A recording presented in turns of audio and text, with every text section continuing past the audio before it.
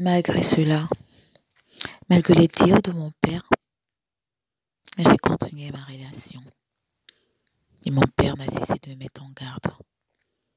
Il m'appelait et me disait qu'il ne sentait pas cet homme, qu'il y avait quelque chose de louche en lui, qu'il pensait que je devais faire ma carrière, qu'il pensait que je devais mettre fin à cette relation. Je m'étais fâchée avec mon père. J'avais été dure avec lui. Je ne lui ai plus parlé pendant un mois.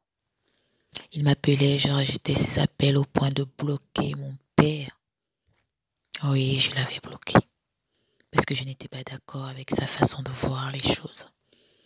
Je me disais que parce que c'était moi, qu'il réagissait comme ça parce que c'était moi, le mouton noir, celle qui n'avait jamais pu avoir un homme pour un mois, celle qui changeait les hommes comme des slips, comme des chemises, parce que c'est ce qui se disait dans les réunions de famille. Et maintenant que j'ai eu un homme qui est prêt à me mettre la bague au doigt, mon père s'y oppose et je dis non, je ne suis pas d'accord. Je ferai comme j'ai décidé. Je n'ai pas tenu compte des conseils de mon père. J'ai continué ma vie avec cet homme. Au bout du 8e mois, il a demandé à faire la dot. J'étais surprise. Mais j'étais déjà entrée dans la relation, complètement ancrée. Alors, il m'a dit qu'il était marié polygamie, que s'il me posait, que je devais accepter d'être la deuxième femme, parce qu'il avait tout construit avec cette dernière, mais qu'on construirait des choses pour lui et moi, que tout ce qu'il construira pour moi, il mettra tout à mon nom.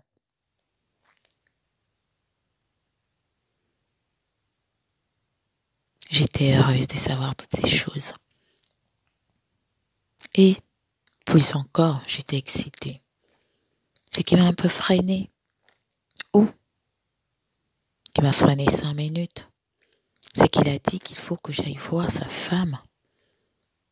Il faut qu'elle donne sa bénédiction dans notre union. Que chez lui, dans son ethnie, ça s'est passé comme ça. Que ce n'était pas un problème. Que sa femme était préparée à cela. Que sa femme savait que tôt ou tard, il prendrait une autre femme. Que ça ne devait pas être un problème pour elle. Que je ne devrais pas m'inquiéter.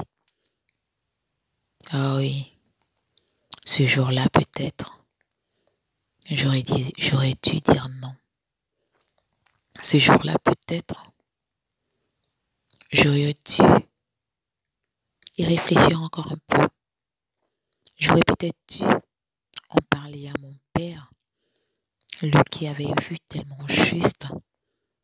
Et j'ai tellement honte aujourd'hui d'aller le voir et lui dire, papa, tu avais raison.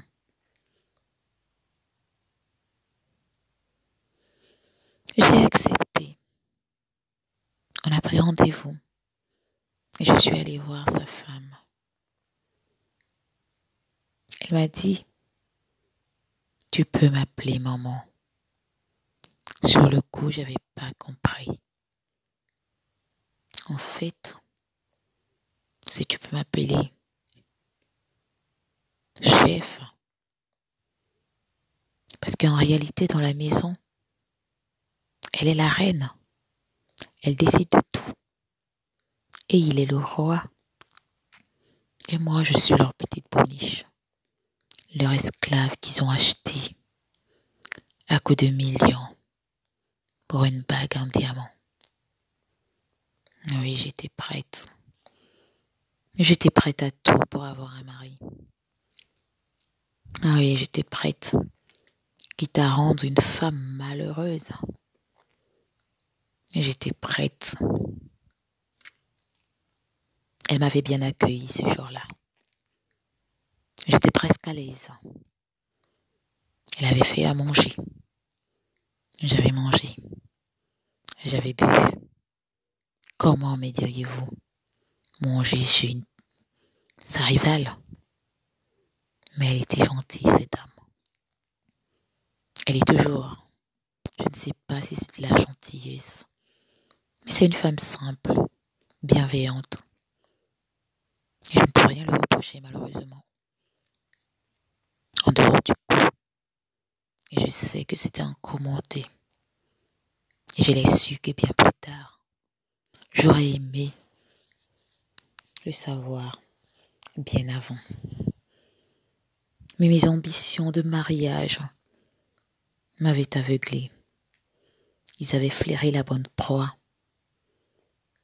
C'est ça le défaut des femmes. Tu rencontres un homme et tu lui racontes toute ta vie. Tu lui dis quelles sont tes envies, quels sont tes objectifs, qu'est-ce que tu veux. Et si tu tombes sur un machiavélite comme le mien, il joue toutes ses cartes. Il les ouvre et tu plonges dessus, tête en première. Et tu te fracasses le cou. Pour de bon. Mais j'étais ambitieuse. J'étais prête, comme je vous le disais. J'étais prête à tout pour être appelée madame. Elle m'avait bien reçue, oui. Alors nous sommes rentrés chez moi. Il m'a dit, tu vois, c'est une femme bien.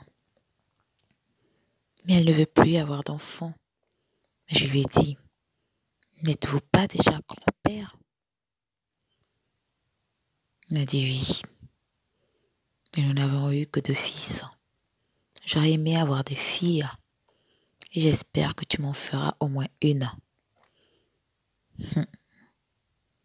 Ah ouais. Je l'avais tout raconté. Et il jouait avec mes sentiments. Il était prêt, lui aussi. Je pense qu'il s'était préparé depuis un long moment déjà. Et qu'il avait commencé à chercher une proie facile depuis un long moment déjà. En fait, tous les deux, ils cherchaient une proie facile. Et là, ils en avaient trouvé une. Une aussi facile. Mais j'étais prête et je n'ai rien vu. J'étais prête et j'ai été aveuglée par mes envies, par mes objectifs de mariage.